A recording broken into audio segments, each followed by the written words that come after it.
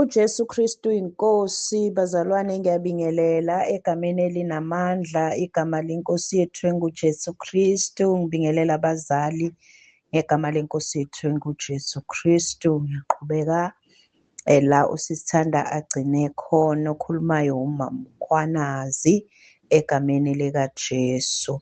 Siyaqhubeka-ke nencwadi kaLeviticus chapter 23. Ngizoqhubeka kuverse 28 lapho izwi kaNkulunkulu lifundeka ngale ndlela: ningasebenzi imisebenzi ngalolo suku, ngokuba kulusuku lokubuyisana, ukunenzela ukubuyisana phambi kukaJehova uNkulunkulu wenu. Aleluya. Kuverse 28 sithe uma simbheka lapho khona lithi izwi kaNkulunkulu ningasebenzi imisebenzi ngalolo suku. Sayobheka laphaya ku-Exodus chapter 35 lapho uNkulunkulu eyaleza khona isizwe sakwa-Israyeli ngoMose. Ulapha ku-chapter 35 Exodus verse 1. Mose wabutha yonke inhlangano yabantwana bakwa-Israyeli wathi kuyo, yilawa mazwi awayalile uJehova uNkulunkulu, niwenze izinsuku eziyisithupha kosetshenzwa umsebenzi, kepha ngosuku lwesikhombisa uyakuba kini usuku olungcwele, lube yisabatha lokuphumula likaJehova. Bonke abenza umsebenzi ngalo bayakubulawa. Haleluya. Ulapho khona sithola ukuthi uverse 28 sithola ukuthi kukhulunywa ngesabatha. Njengoba ubaba shilo ukuthi siyethe igama ukuthi kukhulunywa ngani la, sithola ukuthi kukhulunywa ngesabatha, ukuthi usuku uNkulunkulu ayala ngalo ukuthi kungasetshenzwa liyisabatha likaNkulunkulu. Amen. Siyobheka futhi ukuthi lisho ukuthini futhi isabatha. Uma siya lapha encwadini kaMathew ku-New Testament siyolibheka futhi usuku lwesabatha ukuthi lusho ukuthini kulesi sikhathi esikuso thina. uMathew 11 uverse 28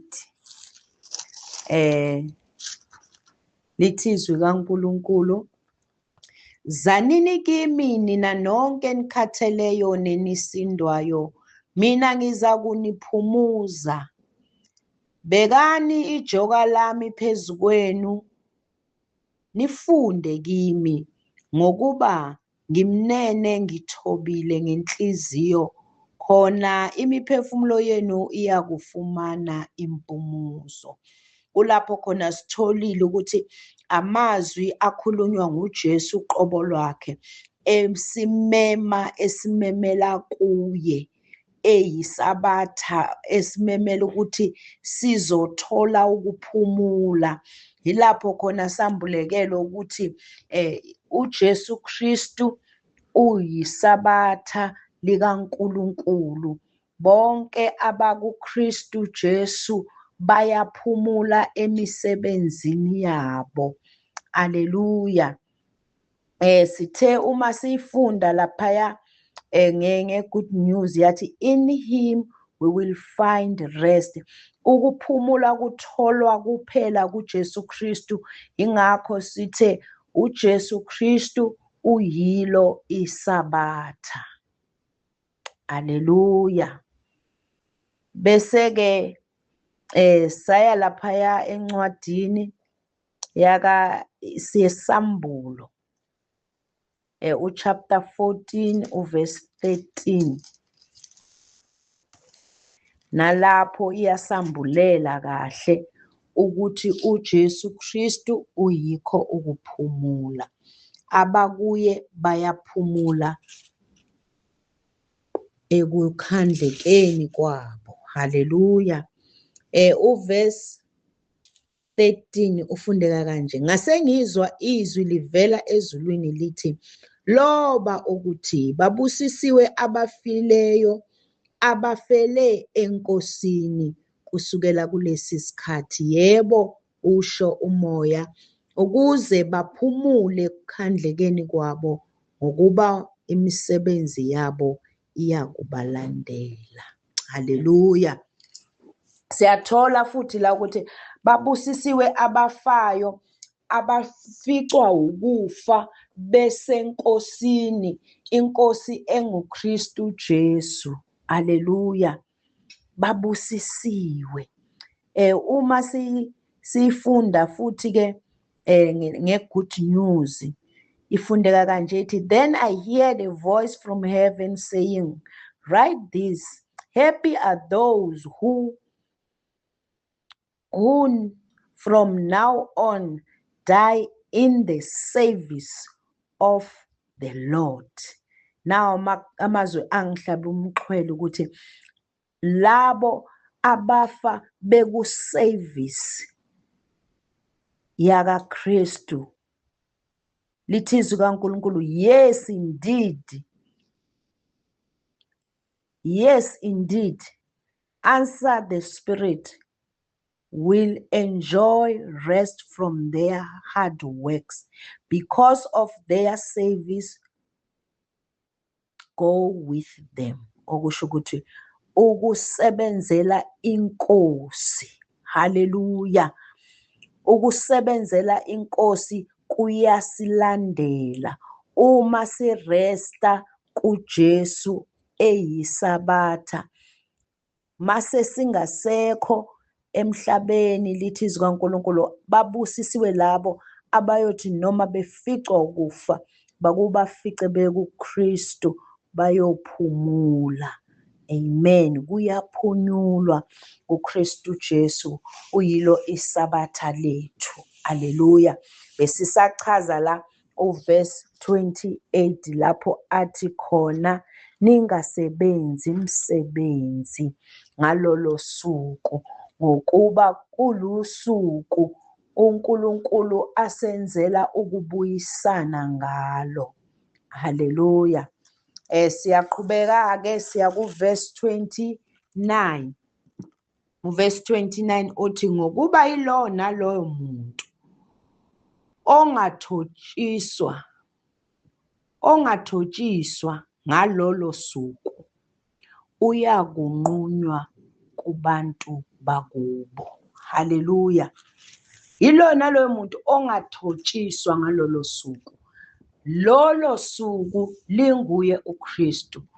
Uma umuntu engathotshiswa ekuKristu, uKristu ewulolo suku lokuphumula eyilo isabatha.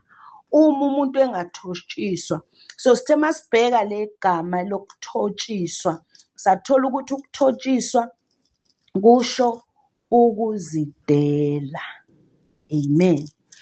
Uma umuntu ekuKristu kodwa engadelile, lithi izwi kaNkulunkulu, loyo muntu uyakunqunywa kwabakubo.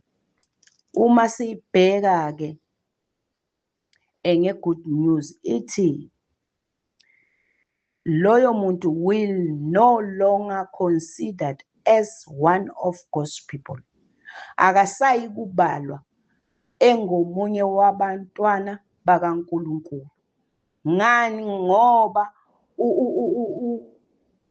ukulo isabatha kodwa akaphumuli. Akangeni ekuphumuleni. Sithe ukuphumula ukudela okwalelizwe nemisebenzi yalelizwe nokuzihlukanisela uJesu kube uye kuphela esimsebenzelayo. linka-ke noma siyifakazela ngoLuke chapter 9 verse 23. Haleluya. Wayesethi kubo bonke, uma umuntu ethanda ukuza emva kwami, makazidele athabathe isiphambano sakhe imihla ngemihla angilandele. Haleluya. Yilapho khona sitholile ukuthi umuntu ulandela uJesu imihla ngemihla. Isabatha akusiwusuku olunye kuphela, akususuku lunye evikini. Isabatha imihla ngemihla simkhonza uJesu, simlandela uJesu. Yilo isabatha lelo. Amen. Ngaphandle-ke kokugcina noma kokuzithobisa noma ukuvuma ukuthotshiswa, dele konke onakho ulandele uJesu, uluze everything ngenxa kaJesu, uluze isithunzi, uluze i-title, uluze konke ngenxa kaKristu, uluze your family. Uma singavumi ukulahlekelwa, ukuthotshiswa lithi izwi kaNkulunkulu, loyo muntu uyakunqunywa kwabakubo. Amen. Siya kuverse 30-ke manje. Uthi uverse 30, yilo nalo muntu owenza umsebenzi othile ngalolo suku, lowo muntu ngiyakumbhubhisa angabikho kubantu bakubo. Okusho ukuthi-ke uma umuntu esebenza umsebenzi, uma umuntu esebenza umsebenzi walelizwe kungasiwona umsebenzi kaNkulunkulu.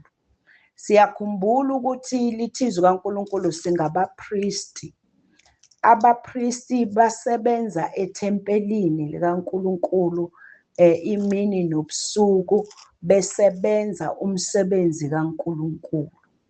So njengoba singabapristi bakaNkulunkulu, nathi kumele sisebenze umsebenzi kaNkulunkulu. So lowo msebenzi iwona uNkulunkulu awamukelayo ukuthi siwusebenze. Ngale kwalowo kuyosebenzela eminye imibuso, lokho sekuwukwenza okuphambene nalokhu uNkulunkulu akufunayo. Ingakho-ke athi loyo osebenza umsebenzi uyokubhujiswa. Amen. Uyokubhujiswa, angeke asaba nabakubo, uyohlukaniswa nabakubo forever and ever. Uma sikhuluma ngabakubo-ke asikhulumi ngabegazi bazalwane, sikhuluma ngabakamoya abakholwayo. Amen. Lithi izwi kaNkulunkulu masikufakazela lapha ngoMatthew 16 verse 25. Matthew 16 verse 25. Lithi izwi kaNkulunkulu, ngokuba yilo naloyo othanda ukusindisa ukuphila kwakhe uyakulahlekelwa yikho, kepha olahlekelwa ukuphila kwakhe ngenxa yami uyakukufumana. Now lithi izwi kaNkulunkulu, yilo naloyo ofuna ukusindisa ukuphila kwakhe uyokulahlekelwa yikho. Yini indaba?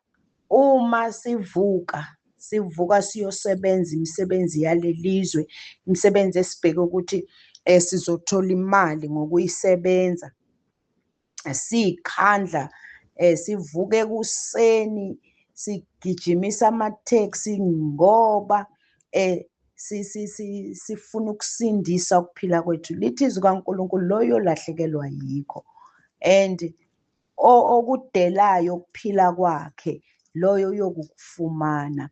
So ukudela ukuphila yilokhu esithi ukuthotshiswa. Kodwa uma sifuna ukuzisindisa thina sisebenza imisebenzi yalelizwe. Kulapho khona lithi izwi kaNkulunkulu loyo uyokubhujiswa alahlekelwe nawo bakubo. Haleluya. Kuyothi mabaya ekuphumuleni abanye yena aye ekubhujisweni. Haleluya. And then saphinde sathola ukuthi laphaya kuverse 31 lithi izwi kaNkulunkulu uverse 31, ningasebenzi imisebenzi kuyisimiso esiphakade ezizukulwaneni zenu ezindlini zenu zonke. Haleluya. Isaqhubeka isabatha bazalwane, lisaqhubeka sisayaleza ukuthi ningasebenzi imisebenzi. Isabatha uJesu akusetshenzwa umsebenzi uma sikuJesu Kristu, asihambi siyosebenza eminye imisebenzi, ngoba uma sisebenza eminye imisebenzi sesiyaphuma ekuphumuleni esibizelwe kukho. uJesu wathi izanini kimi nina nonke enikhatheleyo nenisindwayo ngizoniphumuza. Athi thathane lami ijoka ngoba elami lilula. Haleluya. Besathi nifunde kimi. So bazalwane, uJesu Kristu uyisabatha. Haleluya. Ningasebenzi imisebenzi ngalolo suku. Yena ke sayofunda lapha kuMatthew chapter 6 verse 25, lapho lithi izwi kaNkulunkulu, ngalokho ke ngithi kini ningakhathazeki ngokuphila kwenu ukuthi niyakudlani noma niyakuphuzani, nangomzimba wenu ukuthi niyakwembathani.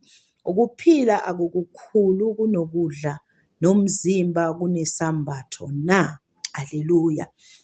Kulapho ke ukukhathazeka abazalwane kuyadala ukuba umuntu azithole esebenza eminye imisebenzi okuthiwe ningasebenzi imisebenzi ngalolo suku. Ngithe lolo suku uKristu, sikuye uKristu. Uyilolo suku, luyisuku lokubuyisana kwethu noNkulunkulu. Usuku lokuphumula kwethu emisebenzini yalelizwe. Haleluya. So manje uma sikuKristu asidingi ukuthi sisebenze eminye imisebenzi, asidingi even ukukhathazeka abazalwane nomsebenzi. Once saqala ukukhathazeka sazi ukuthi sesisebenza umsebenzi, ngoba yena ezwini lakhe uhlezi ethi ungakhathazeki. So uma sesikhathazeka sesenze omunye umsebenzi. So lithi izwi kaNkulunkulu singakhathazeki ukuthi sodlani sophuzani noma sizokwembathani, ngokuba ukuphila yikho kubalulekile kunokudla. Haleluya. Uma nje siphila yikho kubalulekile kunokudla. Uma sinomzimba usaneliso ukuthi sinawo umzimba, singakhathazeki ngesambatho bazalwane. So uma sikuKristu size ukuzophumula. Haleluya. Simele siphumule kuKristu. Sesivala ke ngoverse 32. Uthi uverse 32, kuyakuba yisabatha lokuphumula okuzothileyo kini. Nithobise imiphefumulo yenu ngolwesishiyagalolunye lwenyanga, kusihlwa, kusukela kusihlwa kuze kube kusihlwa. Anogcina isabatha lenu. Kusukela kusihlwa kuze kube kusihlwa. Lolu suku kuyakuba isabatha elinjani? Elithobekileyo. Uyoba usuku lokuphumula. And bese sithola laphaya ukuthi ngosuku lwesishiyagalolunye, 9th day, ngosuku lwesishiyagalolunye, njengoba sizwile ekuqaleni ukuthi usuku lokubuyisana linge-day 10, ngolweshumi lwenyanga yesikhombisa. So manje ngo-day 9 esikuye manje uday 9, 9th day sikuye manje, kusho ukuthi siku-one step closer to perfection.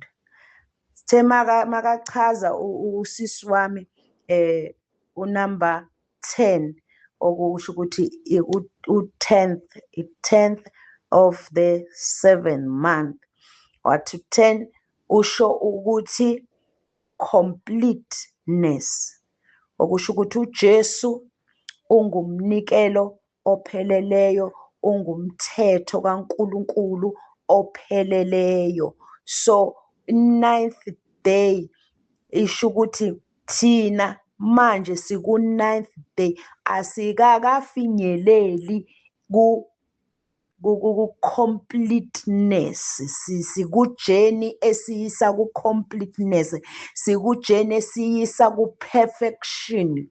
Hallelujah. Siku 9th day, that is why athi kusukela kusihlwa kuze kube kusihlwa sizobe senze njani, sithobisile imiphefumulo yethu, okusho ukuthi sizidelile, sidele konke, sizidelile nathi kusihlwa kuze kube kusihlwa. Hallelujah. Size sikwazi ukufinyelela ku completeness, sifinyelele ku perfection. Hallelujah. So siyofinyelela ivesi ke esisummarize noma esigoqa ngayo konke lokhu, ukuthi umbuzo uthe lokhu esithi yisabatha ingabe sekwenzekile yini? Isabatha lifikile elinguJesu Kristu, kodwa thina asikakapheleli kulo, asikafiki ku completeness. Amen. Ngokuba lithizwe kaNkulunkulu asikabonakali esizoba yikho, kodwa nxa sebonakaliswa yena siyofana naye. Haleluya. Sesiyifakazela ngoRevelation chapter 14 verse 13, lapho lithizwe kaNkulunkulu, ngasengizwa izwi livela ezulwini lithi, loba ukuthi babusisiwe abafileyo abafele enkosini kusukela kulesi sikhathi, yebo usho umoya, ukuze baphumule ekukhandlekeni kwabo, ngokuba imisebenzi yabo iyabalandela. Haleluya. Okusho ukuthi ekuphumuleni asikakafiki ku perfection, asikakafiki ku complete rest, kodwa sikuyo, sikujeni, sisahamba sikuyo, ngoba siyezwa ngale uma sifunda kulama verse esindlule kuwo ukuthi ongangeni ekuphumuleni esekhona kuKristu, ongangeni osasebenza. Haleluya. Osasebenza uthi uNkulunkulu loyo uyokumnquma kwabakubo, and at the end uyoba ngobhujiswayo, alahlekelwe bakubo for good. So manje nathi ukuze singene ekuphumuleni okuphakade, lapho khona sesiyobusa nenkosi yethu uJesu Kristu for 1,000 years, ekulapho ke sesizobe sesithi singenile ke ekuphumuleni kwakhe. Bazalwane, yikho lokho ke esikutholile kule assignment. Siyambonga uJesu, siyambonga umoya ongcwele ngakho konke usithwalile saze safika la. Nkosi yomusa isibusise sonke. Ngiyanithanda ngothando lukaJesu Kristu. Haleluya.